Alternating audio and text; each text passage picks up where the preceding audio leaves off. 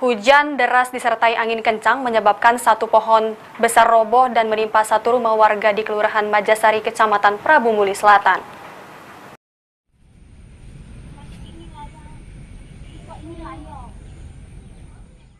Rumah milik Tuti, 61 tahun, warga RT 6 RW 4 Kelurahan Majasari, Kecamatan Prabu Muli Selatan mengalami kerusakan akibat tertimpa pohon besar saat hujan deras disertai angin kencang.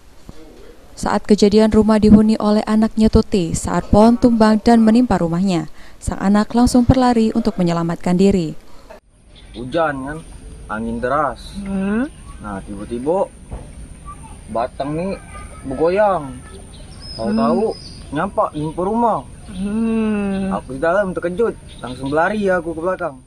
Sementara itu, menurut Tuti selaku pemilik rumah, dirinya langsung pulang ke rumah dan terkejut melihat kondisi rumah sudah luluh lantah serta ruang tamu basah akibat air hujan yang masuk karena genteng yang sudah pecah. Mana kondisinya waktu kita balik? Kondisinya parah lah, Bu. Batang tadi ke pucuk rumah galau, rumah basah galau.